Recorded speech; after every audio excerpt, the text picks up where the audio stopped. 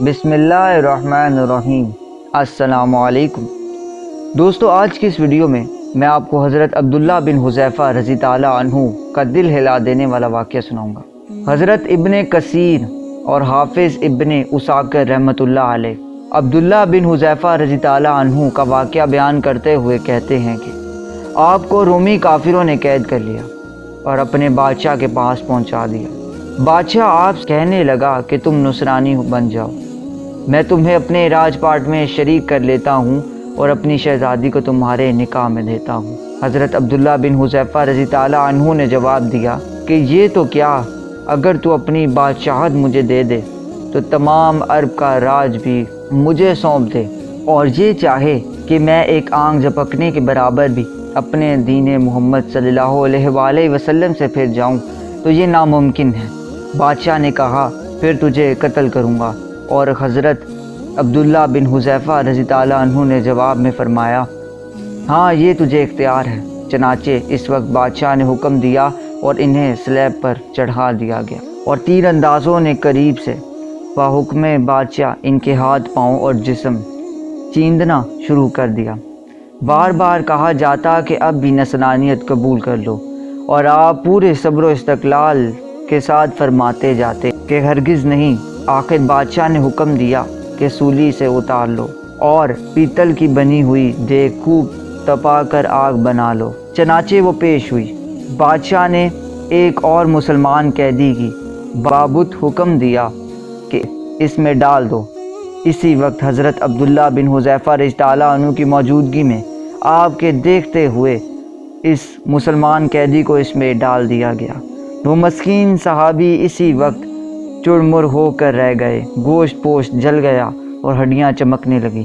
پھر بادشاہ نے حضرت عبداللہ بن حذیفہ رضی تعالیٰ عنہ سے کہا کہ دیکھو اب بھی وقت ہے، بات مان لو اور ہمارا مذہب قبول کر لو، ورنہ اسی آگ کی دیگ میں اسی طرح تمہیں بھی ڈال دیا جائے گا۔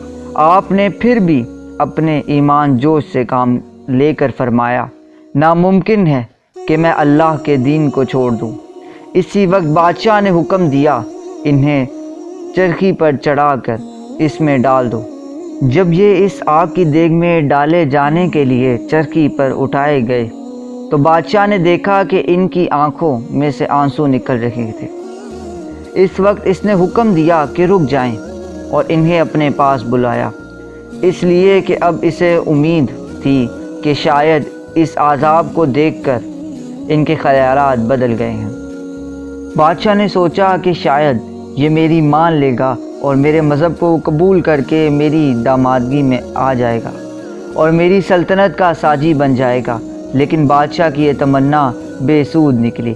حضرت عبداللہ بن حذیفہ رضی تعالیٰ عنہ نے فرمایا کہ میں صرف اسی وجہ سے رویا تھا کہ آج ایک ہی جان ہے جسے اللہ کی راہ میں اس عذاب کے ساتھ قربان کر رہا ہوں۔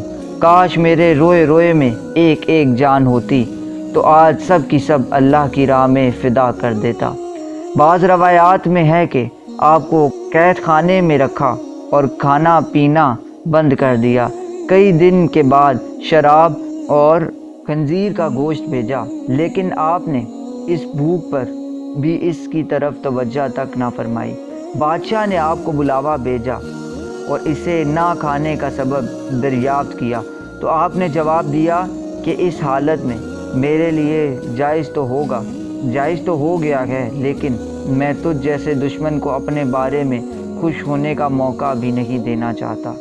اس بادشاہ نے کہا کہ اچھا تم میرے سر کا بوسہ لے لو تو میں تمہیں اور تمہارے ساتھ کے تمام قیدیوں کو رہا کر دیتا ہوں۔ آپ نے اسے قبول فرما لیا اور اس کے سر کا بوسہ لے لیا، اور بادشاہ نے اپنے وعدے کو پورا کیا اور آپ کو اور آپ کے ساتھیوں کو چھوڑ دیا۔ جب حضرت عبداللہ بن حذیفہ رضی تعالیٰ عنہ یہاں سے آزاد ہو کر حضرت عمر فاروق رضی تعالیٰ عنہ کے پاس پہنچے تو آپ نے انہیں بڑے ادب کے ساتھ منبر رسول صلی اللہ علیہ وآلہ وسلم پر بٹھایا اور فرمایا کہ حضرت عبداللہ رضی تعالیٰ عنہ اپنا واقعہ ہم کو سناؤ۔ چنانچہ جب آپ نے شروع کیا تو خلیفہ وقت حضرت عمر رضی تعالیٰ عنہ کی آنکھوں میں سے آنسو بہنے لگے۔